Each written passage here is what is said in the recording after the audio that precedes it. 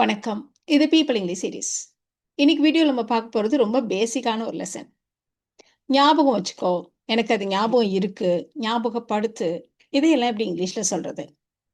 ஞாபகம் இருக்கிறது அப்படின்னா, நம்ம ரிமெம்பர்ன்ற வார்த்தைய யூஸ் பண்ணுவோன்றது எல்லாருக்கும் தெரியும். பட் இந்த ரிமெம்பர்ன்ற வார்த்தைய ஒரு சென்டென்ஸ்ல யூஸ் பண்றப்போ, அந்த சென்டென்ஸ் ஸ்ட்ரக்சர்ஸ் எப்படியெல்லாம் இருக்கும்? அதுதான் நம்ம பார்க்க போறோம். ஸோ டோட்டலா நாம இன்னைக்கு ஒரு 4 ஸ்ட்ரக்சர்ஸ் பார்க்க போறோம்.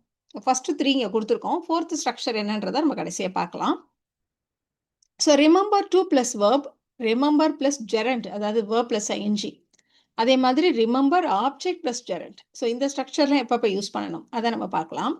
ஸோ நம்ம ஃபர்ஸ்ட் பார்க்க போகிறது, ஒரு விஷயத்தை நம்ம இன்னும் பண்ணலை, பட் அதை பண்ணணும்னு ஞாபகம் வச்சுக்கோ, அதை பண்ண மறக்காத அப்படின்னு சொல்கிறதுக்கு ரிமெம்பர் டூ ப்ளஸ் வேர்ப் இப்படி நம்ம சொல்லுவோம். நம்ம பொதுவாக தமிழில் மறக்காத அப்படின்னு சொல்கிறதுனால இங்கிலீஷில் நம்ம எப்போவுமே டோன்ட் ஃபர்கெட் அப்படி சொல்லிடுறோம். பட் மறக்கிறது, ஞாபகம் வச்சுக்கிறது 2 ஆப்போசிட் இல்லையா? ஸோ டோன்ட் ஃபர்கெட்னா ரிமெம்பர் தான் இல்லையா? ஸோ அதனால ரிமெம்பர் டூனே நம்ம சொல்லலாம். ஸோ தமிழ்ல செய்ய மறக்காதன்னு சொல்றதுக்கு இங்கிலீஷ்ல ரிமெம்பர்னு வச்சு சொல்லலாம். சரி, இப்போ நம்ம சென்டென்சஸ் பார்க்கலாம். கதவை பூட்ட மறந்துடாத, இல்லை கதவை பூட்டணும் ஞாபகம் வச்சுக்கோ, ரெண்டுக்கும் ஒரே அர்த்தம் தான். ஸோ நம்ம இங்கிலீஷ்ல எப்படி சொல்லுவோம் அப்படின்னா, remember to lock the door. Remember to lock the door. ஐடியா எடுத்துக்க மறந்துடாத. ஸோ அதனால நம்ம வந்து don't forget to bring your ID அப்படின்னு நம்ம எப்போவுமே சொல்லுவோம். Remember to bring your ID card. ஞாபகம் வச்சுக்கோ, ஐடி எடுத்துட்டு வரணும். So remember to bring your ID. இப்போ remember plus verb plus ING, remember plus gerund, இதுக்கு என்ன அர்த்தம்? இதை நம்ம எப்போ யூஸ் பண்ணுவோம்? ஸோ நம்ம ஒரு விஷயத்தை இன்னும் செய்யலை, செய்யணும்னு ஞாபகம் வச்சுக்கோ அப்படின்னா remember plus infinitive to plus வேர்ப்னு நம்ம சொன்னோம். நம்ம ஏற்கனவே ஒரு விஷயம் பண்ணியிருப்போம், அது எனக்கு ஞாபகம் இருக்கு அப்படின்னு சொல்றதுக்கு தான் நம்ம remember plus verb plus ING, அதாவது ரிமெம்பர் பிளஸ் ஜெரண்ட் இப்படி யூஸ் பண்ணுவோம். ஸோ நான் செய்தது எனக்கு ஞாபகம் இருக்கு, அவன் செஞ்சது எனக்கு ஞாபகம் இருக்கு, இந்த மாதிரிலாம் சொல்றப்போ தான் நம்ம இப்படி யூஸ் பண்றோம். கதவு பூட்டினது எனக்கு ஞாபகம் இருக்கு, ஐ ரிமெம்பர். ஸோ ஞாபகம் இருக்கிறது இப்போ வரைக்கும் ஞாபகம் இருக்கு, அதனால ஐ ரிமெம்பர்டெல்லாம் இல்லை, I remember locking the door. கதவை பூட்டியது, locking the door. I remember locking the door, அவ்வளோதான். சின்ன வயசுல சென்னை போனது அவளுக்கு ஞாபகம் இருக்கு அப்படின்னு சொல்லணும்.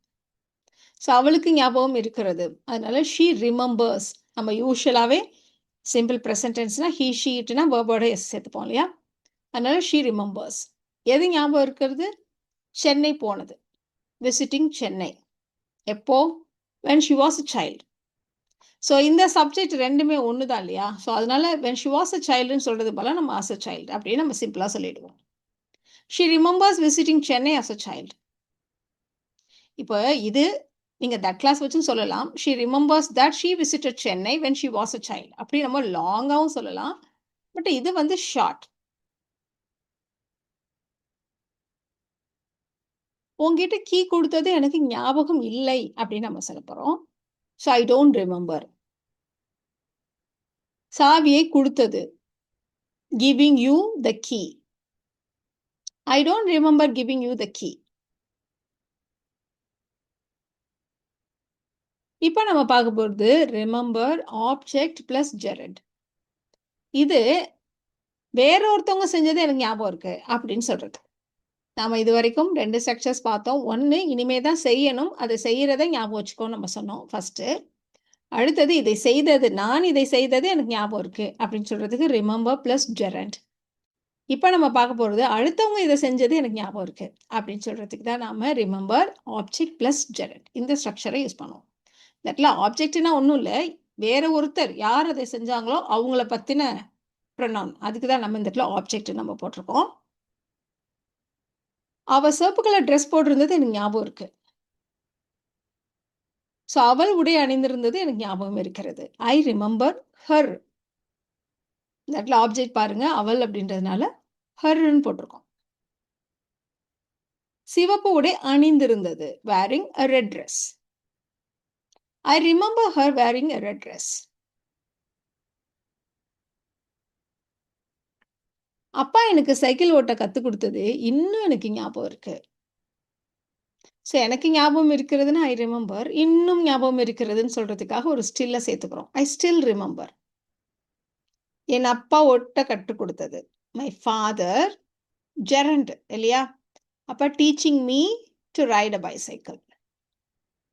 I remember my father teaching me to right a bicycle.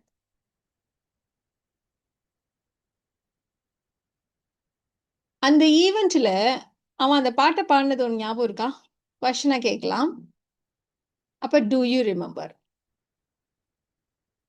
அவன் பாடினது, அதனால ஹிம் சிங்கிங் தட் சாங், அந்த பாட்டை பாடினது singing that song at the event. To you remember him singing that song at the event? ரொம்ப ஈஸி இல்லையா இந்த structure? இப்போ நாம இந்த ஃபோர்த் ஸ்ட்ரக்சரை பார்க்க போறோம். எனக்கு ஞாபகப்படுத்து, மருந்து சாப்பிடணும் அவருக்கு ஞாபகப்படுத்து. ஸோ ஞாபகப்படுத்துறது அப்படின்னா, எனக்கு ஞாபகப்படுத்தினா ரிமெம்பர் மீ, ரிமெம்பர் ஹிம் அப்படி நம்ம சொல்லிடக்கூடாது, தப்பு.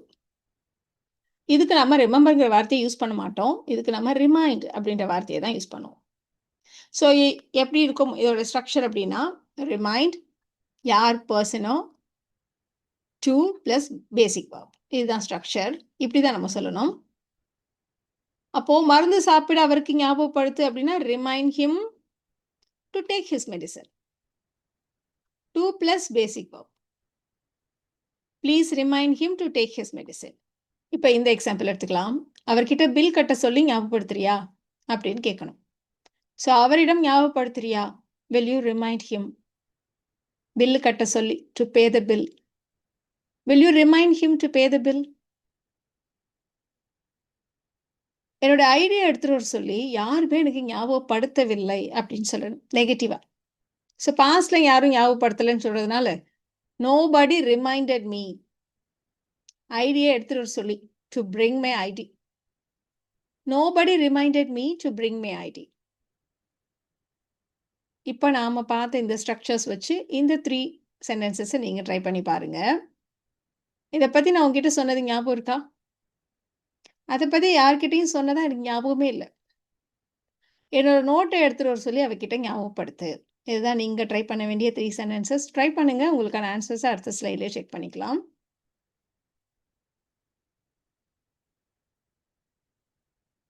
உங்களுக்கான ஆன்சர்ஸ் பார்த்துடலாமா?